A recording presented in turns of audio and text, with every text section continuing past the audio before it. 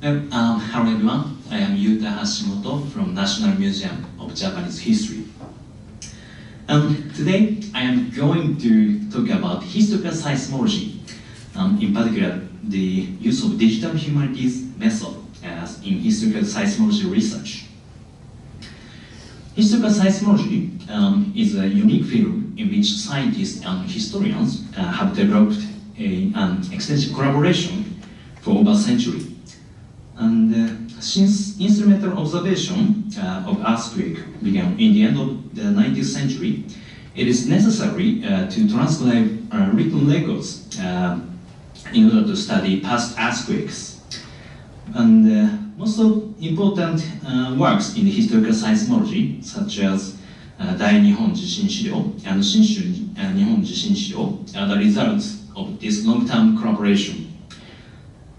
Actually, I am neither seismologist and now historian, but I have engaged in digital projects of historical seismology as a digital humanities and as a digital humanities scholar and as a programmer.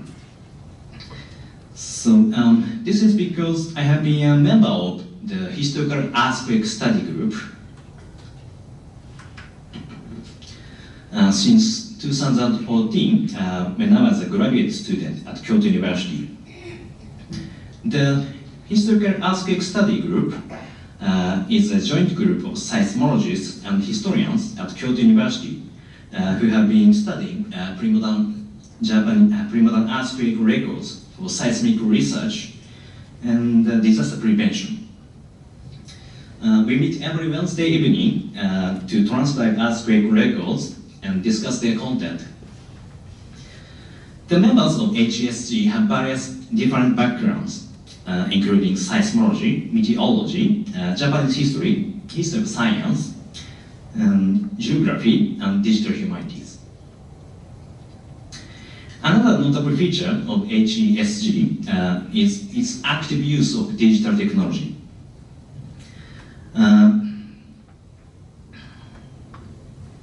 In particular, we have adapted some methods that have been developed in the field of digital humanities over the last decade. In this talk, I will first describe our use of three digital methods: crowdsourcing, text mining, and geocoding. I will then discuss the possibilities and challenges of digital humanities approach in historical seismology.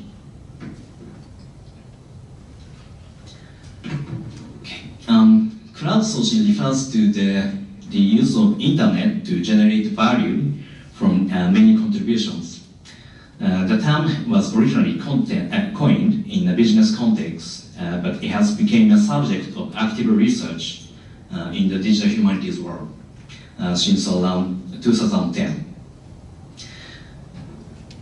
A well-known example is Transcribe Bentham, which is run by University College London. This project invites online volunteers to transcribe the unpublished manuscripts of philosopher Jeremy Bentham. The project started in 2010, and since then, over 20,000 manuscript pages have been transcribed by the online volunteers.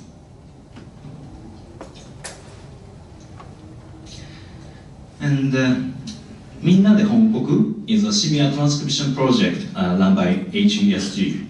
Our project aims to transcribe the pre-modern earthquake records stored in Earthquake Research Institute at the University of Tokyo.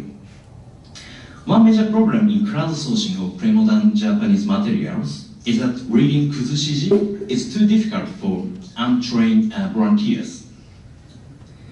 So, in order to support the volunteers, Minna de Honkoku collaborates with Kuda, a mobile learning app for reading kuzushiji, developed by Osaka University. We also implemented community features in our system so that the project participants can collaborate with each other to decipher difficult characters.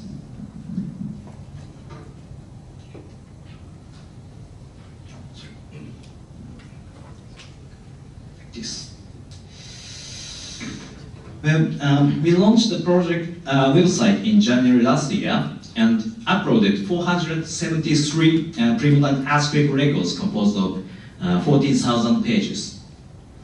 As of now, 469 out of the 473 records have been translated by volunteers. Considering that these records are all written in Kuzushiji, which is very difficult to read for modern Japanese, this is a very remarkable result. It will take members of HESG at least a decade to transcribe the same amount of text. So, what about the quality of the transcription? We hired a historian with a PhD in Japanese history and asked him to review about 100,000 characters from the transcription text. This review revealed that there is a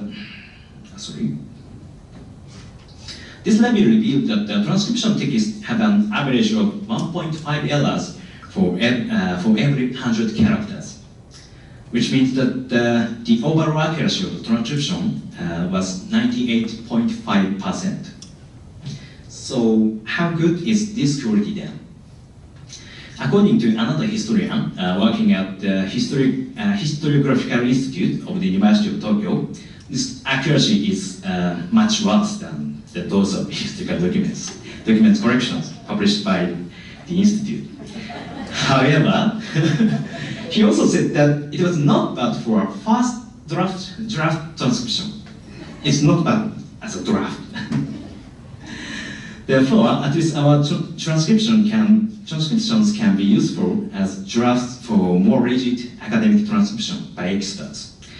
More importantly, we are now able to do a full text search through the entire collection of Earthquake Research Institute.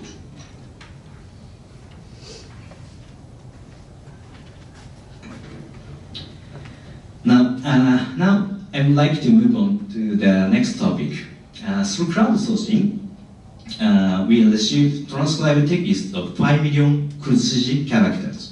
Our next goal is to draw useful information from these texts for seismic research or disaster prevention. However, it would take years to read through and analyze such an amount of text. So we decided to try using other digital technologies, namely text mining and geocoding. Text mining is a set of techniques to discover previously unknown information from textual data, while geocoding refers to a technology that transforms the place name to geographical coordinates. Both technologies have been actively used in digital humanities research.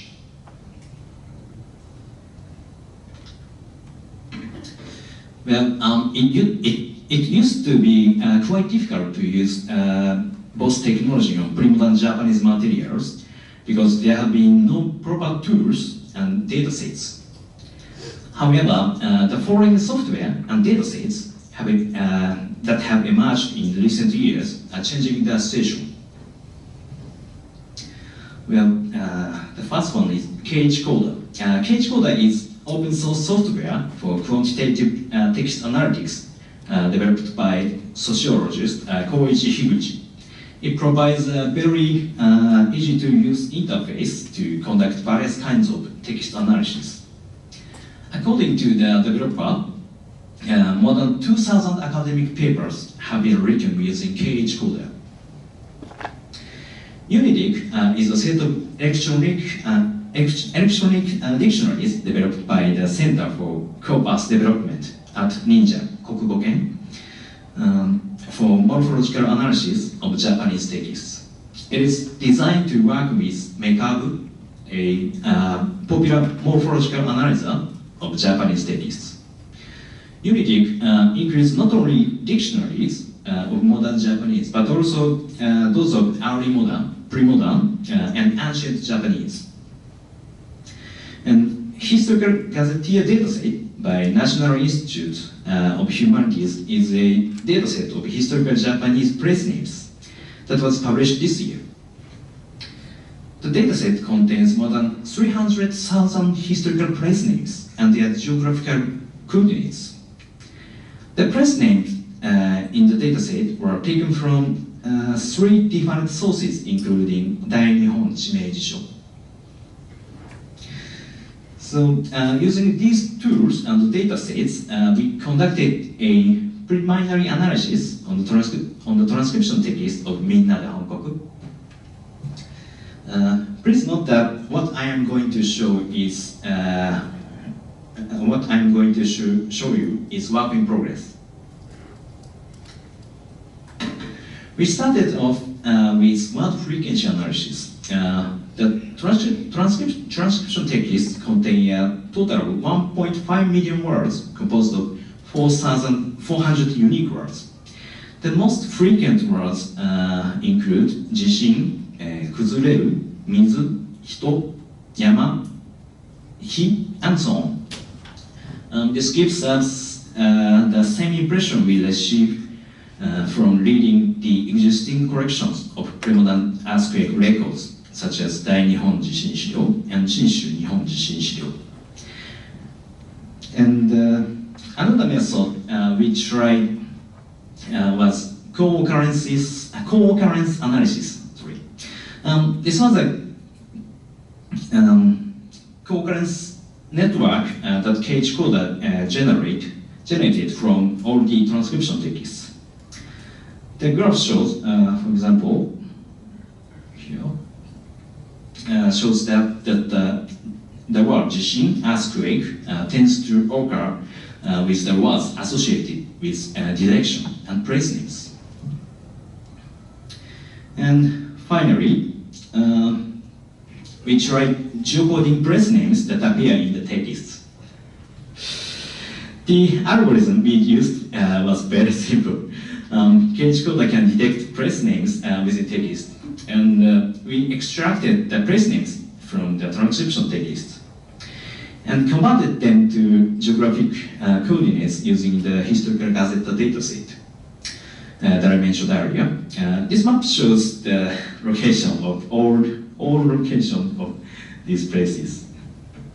You see, lots of green points. Well, so what can we tell from this analysis? Not much, at least for the time being. It is obvious that we need to elaborate our method in order to draw meaningful conclusions, as I will discuss later. I have described HESG's digital approaches in transcribing and analyzing historical earthquake records. So far, none of them have led to discoveries of previously unknown facts about the past earthquakes. However, as we have seen, the digital infrastructure for dealing with pre-modern Japanese documents has improved more than ever. I would like to discuss the possibilities and challenges of the digital humanities approaches to historical seismology. Well, I have already shown that the crowdsourcing works very effectively in transcribing a vast number of historical documents within a short period of time. It is very likely that the number of historical documents, it is very likely that the same method can be applied to transcribe the historical documents stored in institutions other than earthquake research institutes. Moreover, crowdsourcing may be used for other tasks in historical seismology. One possible project is the collection of information on the stone monuments that describe the damages of past earthquakes and tsunamis.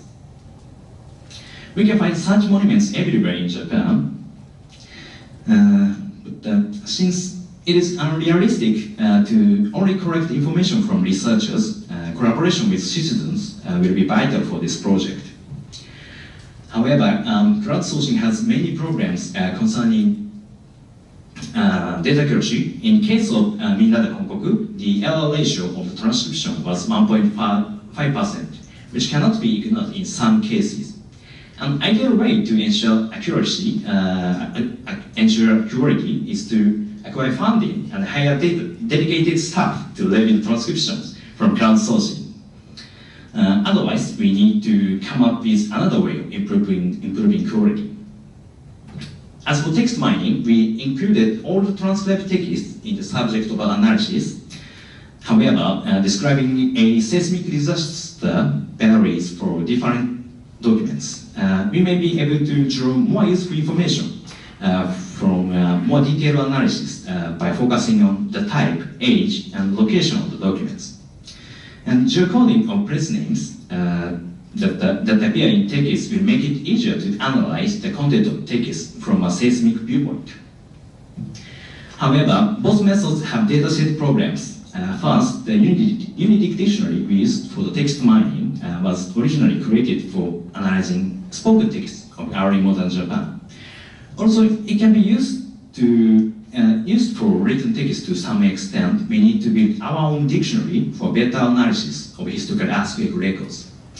We also need to examine the accuracy of the coordinates included in the historical gazetteer dataset. Well, to conclude this talk, in this talk, I have described HESG's digital approaches to historical seismology and discussed their possibility and challenges. The digital humanities methods provide a new framework of analyzing historical earthquake records.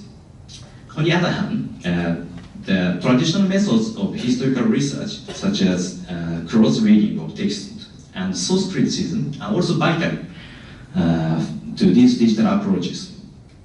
Thus, the interdisciplinary collaboration among scholars will be even more important for future studies of historical earthquakes. Sorry for speaking too long. Thank you for listening.